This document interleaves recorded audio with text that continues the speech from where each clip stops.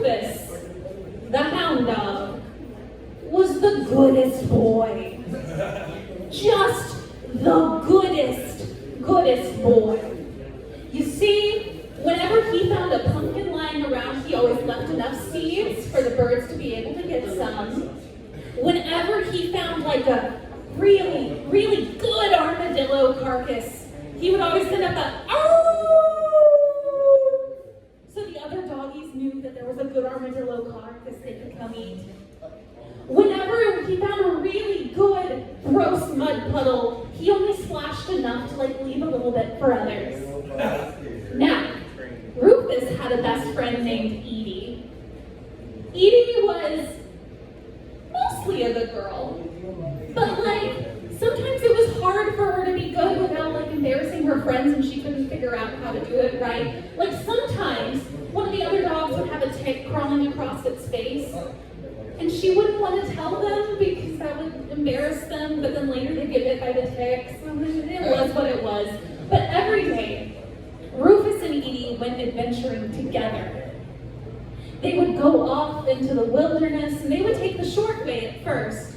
They would go through a big pasture, and they would go across this log that went across the most dangerous rocks in the river, and they would go and they would play on the bluffs and have a grand time. But at night, when they went home, they would take the long way. Because the pasture that they walked through at night was filled with Haint hounds. Haint hounds, or ghost hounds, as you call them up here, are the souls of dogs long past who were not the goodest of boys. You see, when doggies are the goodest of boys, they're able to ascend to doggy heaven, where there are armadillo carcasses for all. But those who are not the goodest of boys, their souls get scooted on back down to earth. And they settle in the stumps of fallen trees and pastures throughout the world, and at night they come out and they bob about. And when you hear that wind at night whistling through the trees, half the time they're joining in the chorus with a low "oh." Now Rufus and Edie didn't know what would happen if they ever got caught up in the Haint hound's pasture, but they didn't want to know, so they always went around. Now one night, Rufus and Edie, they wanted to play tag. So Rufus went up and he popped Edie just a little and he took off running. And she came off running after him. And they ran up and down the bluffs and through the hills, and he hid under a log. But she had a good nose and she found him. So she pounced on him. And they switched, and he had to chase Edie for a little bit, and they might have scared a sleeping bear, and that led to some shenanigans. And then eventually, it was Rufus's turn to hide again. And Rufus decided this time he was going to scare Edie. So he climbed up into a tree, which is comical when you picture a hound dog doing.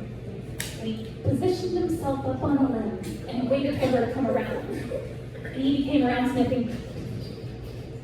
She found the tree where he was, and she looked all around. She looked to the left, and she looked to the right.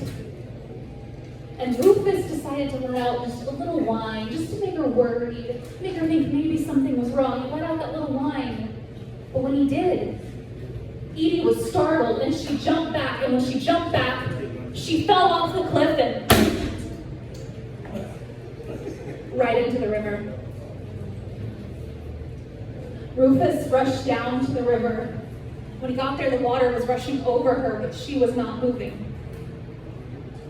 And he laid his head down on Edie, and he whimpered and he whined, get up, Edie, get up!" Edie wouldn't move. He tried to nuzzle his little nose underneath her head to lift, but the rock that had impaled her went all the way through. And Rufus let out the most lonely howl.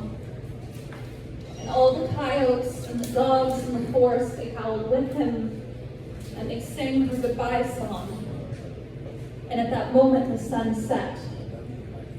And across the river, the Haint hounds came out. Their heads bobbed and weaved and bobbed and weaved, and they let out their little cackles.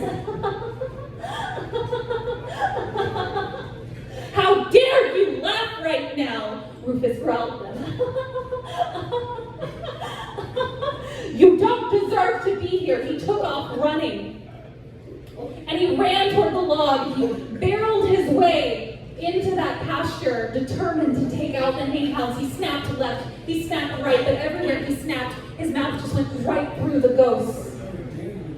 And they laughed, and they laughed, and they laughed. Holly heard it. Until slowly the laughter became words. Welcome, Rufus. Welcome. This is your home now, Rufus. This is your home. And he came face to face with the tallest of the Haint Hounds. And he tried one last snap before he exhaustedly just collapsed. And the biggest Haint Hound said, Rufus, you live here now. Look back. She will not be joining. And when he looked back, he saw where the log had collapsed, and he had fallen into the water, and he too had been impaled on the rocks. And the leader of the Haint Hounds told him, she died in love searching for you. You died in anger trying to kill us. You are no longer the goodest boy.